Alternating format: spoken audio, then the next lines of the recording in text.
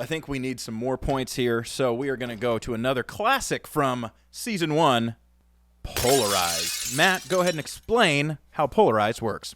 Well, gentlemen, there are a lot of hot-button issues out there right now, and we're going to have you guys debate the issues. I'm going to give you a topic.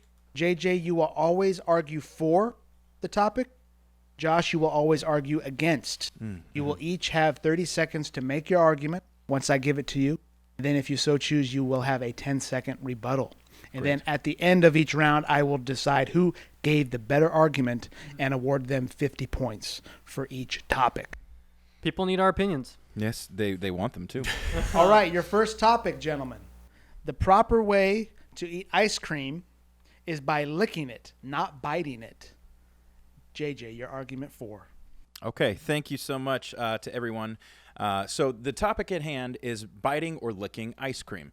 Now, sure, you can do it both ways, right? Because it's all going to the same place. But I do believe that there is a proper way to eat ice cream just based on the way that it is. And I think that is licking, okay? So when you think about biting, right? When you bite into it, what you're trying to do is you are trying to break it into smaller pieces. Now, with ice cream, you don't really want to, need to like your break 30 it into, seconds break it are up. into- Thank you. Josh? Josh, your argument, please. Okay, so I'm going to make the argument that ice cream was made for a bowl, okay?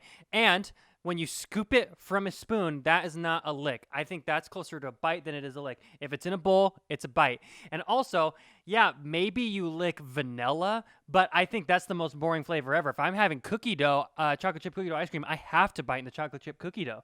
That's a bite. And if you only say you lick ice cream, you get rid of the best flavors in the entire world. Thank you, Josh. Thank you, Josh. Your counterpoint, JJ. Okay, now we're not talking about cookie dough, just cookie dough in general. We're talking about ice cream, okay? And I think it is bad for your teeth. It is bad for your teeth if you bite into it a lot. And if you have sensitive teeth, that's harder to do. Your counterpoint, Josh. Okay, so we're just going to stop doing things that are bad for us, huh? We're going to stop going to Chick-fil-A or stop going to In-N-Out, okay? And honestly, I said That's not what all this is great about. Hey, he's talking during my time. I said you would bite into cookie dough and you would lose a bunch All of right, other thank flavors. you for your arguments, gentlemen. Thank you. Thank you. Neither one of you really convinced me wholeheartedly, but Josh at least made an argument. So I will say that Josh won that round. All right. The person flying in the middle seat gets both armrests. Your argument for, JJ. My argument for. Okay, so I think that this comes down to common courtesy. First off, a lot of times it's not fun to be in the middle seat. Okay, so I think it's a common courtesy, and I think it's kind of one of those underlying things that's kind of said, not said, of the person in the middle kind of gets both armrests because they have the least amount of space. Because the person on the window, they can kind of lean over and kind of have the window to the side. The person in the aisle, they can kind of kick their leg out. So the person in the middle, I think, should at least have the opportunity to take the armrests first. Thank you for your argument, JJ. Josh. I would disagree, but only slightly. You might be surprised. I agree that the window seat person, I say they don't get an armrest at all, except for the one that's on all the way to the side. Middle person gets that armrest for sure. Person on the right, the aisle is good, but you can't kick your leg out the whole time because you're going to get clocked by the drink person going by. Ask my dad, he darn near lost his elbow one year when we were flying to Spain. I think the middle person gets the whole left and the back part of the right. Your counterpoint, not the JJ. entire Okay, right side. you're talking about something that takes 10 seconds, and so I think that, yeah, sure, you can't have it out the whole time, but that's like a small inconvenience rather than the entire flight inconvenience. Your counterpoint, Josh. Yes. What do you want to drink? Oh, okay. Hold on. Let me get that for you. That was 10 seconds. That is All not right, how thank you. quick. Thank you for that your is not how arguments, quick gentlemen. ordering and giving your drink I will goes. have to say that the argument that resonated with me the most was it's about common courtesy. So this one is going to have to go with JJ. Thank you. I agree. Thank you. I agree. Yeah. Our next topic, Disney needs to cool it with all the live-action remakes.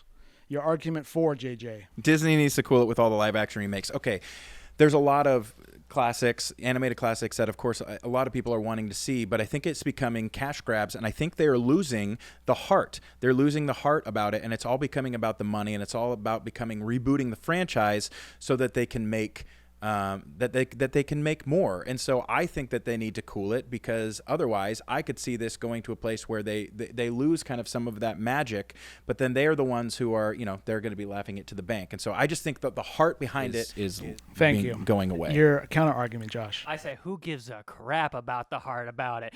It's all about making money, baby. Lion King made over $1 billion, and in the end, Disney is the business disguised as the magical kingdom. Who wouldn't want to see Tom Hanks and Tim Allen as real Buzz and Woody? That would be incredible. And who wouldn't want to see like Jada Pinkett Smith as Princess and the Frog, Princess Tiana?